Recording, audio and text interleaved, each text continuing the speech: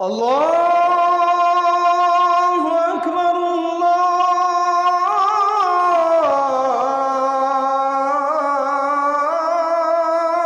আকবার। ইবতেদায়ে ইশক আর ইন্তেহায়ে ইশক বরাবর नहीं होता है। এটা বাস্তবতা যে প্রেমের শুরু আর শেষ একরকম থাকে। যারা বিচক্ষণ তারা একটু হিসেব করে পা বাড়ায়। ঠিক একইভাবে বৈবাহিক জীবনে তিনটা ধাপ আছে। কয়টা ধাপ আসে? তিনটা ধাপ আসে। বিবাহের পরপর ভালো হোক আর মন্দ হোক, প্রথম প্রথম নতুন জামাই বউ অনেক মহব্বত আদান প্রদান করে, অনেক ভালোবাসা, অনেক স্বপ্ন, অনেক প্রতিজ্ঞা, অনেক ওয়াদা, অনেক কমিটমেন্ট, অনেক প্রমিস, অনেক ভালোবাসার বিনিময় হয় বিয়ের পরপর। এরপর যখন 1-2 বছর চলে যায়, আল্লাহ তাআলা একটা বাচ্চা দেন। ওই বাচ্চা রাত্রে ডিস্টার্ব করে, মা উঠতে দেরি হয়েছে, বাপে ধমক দেয়। এরপরে আস্তে আস্তে দূরত্ব তৈরি হয়। ওই বাচ্চা আরেকটা বড় হয়, আরেকটু বড় হয়, আরেকটা হয়। এরপরে নানা রকম ঈর্ষণীয় মনোমালিন্য হয়। মায়ের কথা শুনে ছেলে খেপে, অথবা বউ তার শাশুড়ির কথা শুনে খেপে। আস্তে আস্তে আস্তে আস্তে আস্তে টুনটান হতে হতে যখন সংসারটা একটু ভারী হয়, ছেলে মেয়ে হওয়া শুরু করে, 2-3 বছর হয়ে যায়, ও যে ঘোরটা কেটে যায়। সহজ কথা হলো, বিবাহের পরে প্রথম প্রথম যে ঘোরটা থাকে, ওই ঘোরটা কি কেটে যায়। অনেকটা ইয়ের মতো, সফট ড্রিঙ্কসের মতো। সফট ড্রিঙ্কসের বোতল যখন আপনি মুখটা খোলেন, যেই পরিমাণ ঝাঁজ এবং তেজ থাকে, কিছুক্ষণ পরে আস্তে করে সেটা লেভেলে চলে আসে কি আসে না? বিবাহের পর প্রথম যে মহব্বত থাকে, যে বোঝাপড়া থাকে, যে আকর্ষণ থাকে, এটা আস্তে আস্তে কমে।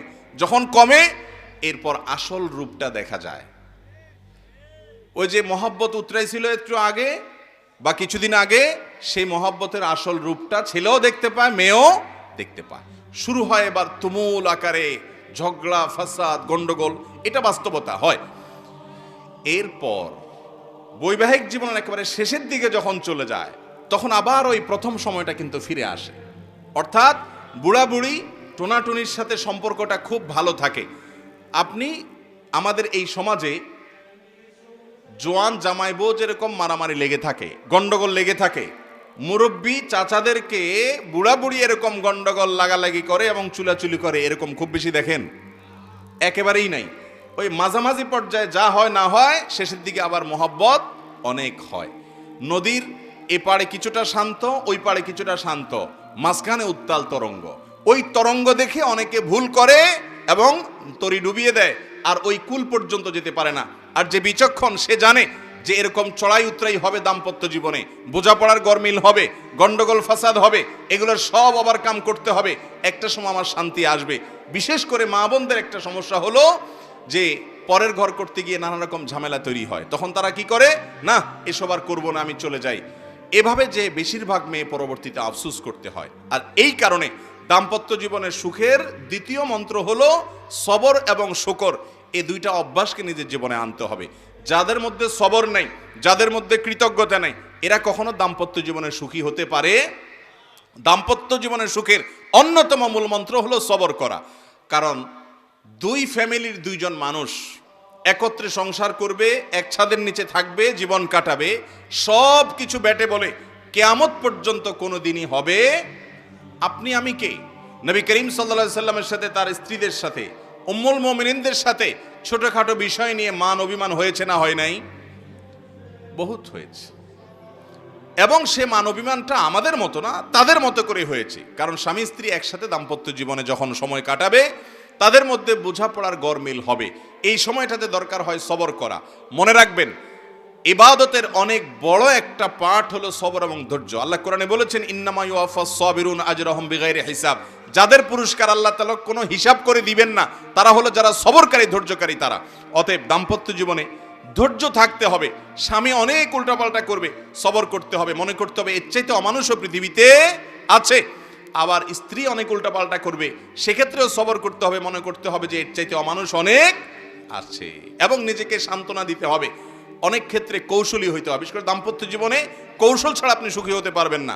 আশরাফ আলী থানভী রহমতুল্লাহ আলাইহি একটা ঘটনা বলেছেন সম্ভবত একবার, যে ওনার কাছে এক ব্যক্তি এসে বলল, হুজুর, আমার বাসায় যে মহিলা আছে, আমার স্ত্রী, এই ভদ্র মহিলা আমি বাহির থেকে গেলেই কোনো কারণ ছাড়া অযথাই আমার উপরে সে চড়াও হয় এবং খুব বাজে ব্যবহার করতে থাকে।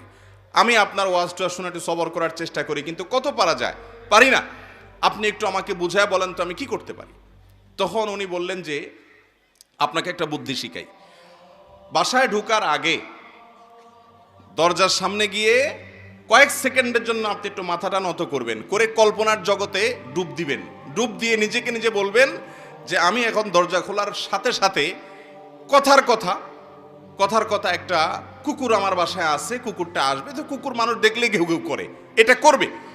এটা আপনি শুধু মাথায় মনে মনে চিন্তা করবেন। এরপরে খোলার পর মানুষকে কুকুর মনে করে ছোট করা না, মানে এটা জাস্ট একটা ট্রিটমেন্ট, যে আমি মানুষ না, মনে করলাম যে একটা মানুষের পাশে একটা কুকুর আছে, তো কুকুরটা আমাকে ঘেউ ঘেউ করবে, এটা তোমার মনে করবা। মনে করার পর এরপরে দরজা নক করবা। বউ খোলার পর যদি তোমার সাথে ঘেউ ঘেউ করে, তুমি সাথে সাথে ওই যে তোমার ওই ধ্যান কল্পনার জগতে ডুব দিবা। ডুব দিয়া তোমার স্মৃতিতে আনবা যে একটা কুকুর, আমি রাস্তা দিয়ে যাচ্ছি বা কোথাও গেছি, এখন ঘেউ ঘেউ করতেছে, তো কুকুর ঘেউ ঘেউ করলে আমার সমস্যাটা কি, এটা তুমি মনে করবা।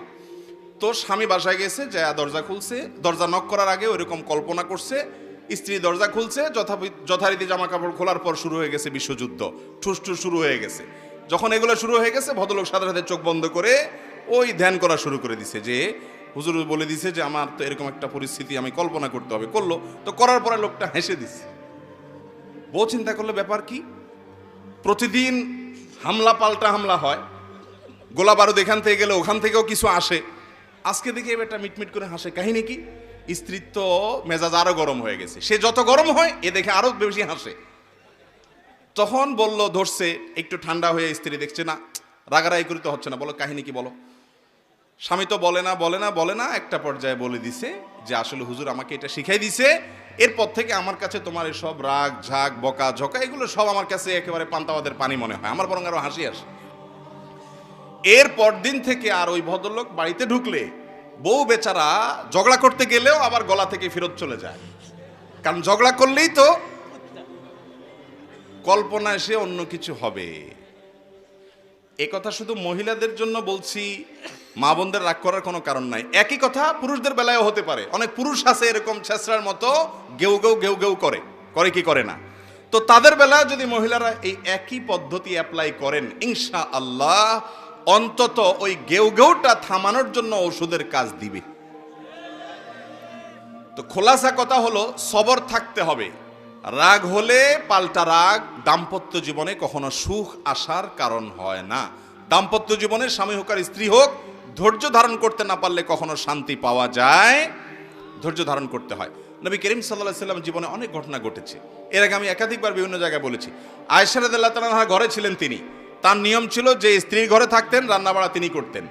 অন্য স্ত্রী এক বাটি খাবার দিয়ে একটা কাজের মেয়েকে পাঠাইছেন, খাদ্দামাকে কৃতদাসীকে পাঠিয়েছেন এক বাটি খাবার দিয়ে, তরকারি দিয়ে ধরেন। তো ভালো বুড়া রান্না করেছেন, রসুলের জন্য পাঠাইছেন। আয়েশা রাদিয়াল্লাহু তাআলা আনহা দরজা খুলে দেখলেন যে কাজের মেয়ে তরকারি নিয়ে আসছে আরেক স্ত্রীর ঘর থেকে। তো এই টাইমে যে কোনো মানুষই, যে কোনো মহিলারই মাথা গরম হওয়ার কথা, আমার বাসায় আজকে উনি থাকবে, আমি যা খাওয়াবো, তুমি আবার ওখান থেকে এক বাটি দিয়ে ভালো হওয়ার চেষ্টা করতেছো। উনি বাটিটা ধরে ছুঁড়ে ফেলে দিলেন, বাটির সব তরকারি তো গেছে, বাটিও দুই টুকরা হয়ে গেছে। এই দৃশ্য নবী করিম সাল্লাল্লাহু আলাইহি ওয়াসাল্লাম দেখার পর উনি বাইরে হয়ে আসলেন, যা উঠান থেকে নিজের হাতে সে ভাঙা বাটিটা নিয়ে আসলেন। আনার পর একই শেপের একই ধরনের আরেকটা বাটি এই ঘরেও ছিল, আসলে তার ঘরে, ওই খালি বাটিটা নিয়ে কাজের মেয়ের হাতে দিয়ে বললেন, এটা নিয়ে ওই বাসায় চলে যাও এবং খবরদার মুখে তালা, এখানে কি ঘটেছে এর কোনো কথা বলা যাবে না, শুধু বাটিটা সেখানে ফেরত দিবা। ওখানে বাটিটা ফেরত দিছি, যিনি পাঠিয়েছেন তিনি মনে করেছেন যে কি, যে তরকারি রেখে কত সুন্দর করে ধুয়ে সাফ করে আবার বাটিটি দিয়েছে, তিনি অনেক খুশি। এই হাদিস বর্ণনা করার পর কোন মুহাদ্দিস, কোন হাদিস বিশারদ, কোন হাদিসের শেষে এটুকু অতিরিক্ত বর্ণনা করতে পারেন নাই যে নবী করিম সাল্লাল্লাহু আলাইহি ওয়াসাল্লাম আয়েশা তাআলাকে ডেকে দুই চারটা ধমক দিয়েছেন। আপনি আমি যদি হইতাম এই জায়গায়, আর কিছু না হোক বোর দিকে তাকায়া অন্তত বিরক্তির সুরে এটুকু তো বলতাম যে এটা কাজ করলা, তুমি বাটিটা ভেঙে ফেললা, তুমি তরকারি না নিতে বাটিটা ভেঙে ফেললা। নবী করিম সাল্লাল্লাহু আলাইহি ওয়াসাল্লাম একটি কথাও বলেছেন বলে কোনো বর্ণনায় পাওয়া যায় না। দাম্পত্য জীবনে শান্তি আসার জন্য স্ত্রীর অনেক কিছুকে হজম করা শিখতে হয় স্বামীর, আবার একইভাবে স্বামীর অনেক কিছুকে হজম করা শিখতে হয় কার? স্ত্রীর। আজ আমাদের সমাজ ব্যবস্থায় ভোগ ভোগ ভোগ, ত্যাগের কোনো নাম নিশানা নেই। যার কারণে সবর কেউ কাউকে প্রতি করতে রাজি না। দাম্পত্য জীবনের শান্তির জন্য এই সবর এবং শুকর যা আল্লাহ তাআলা দিয়েছেন সেটার উপরে শুকরিয়া আদায় করার মানসিকতা থাকতে হবে, না হলে কোনোদিনই আপনি শান্তি পাবেন না।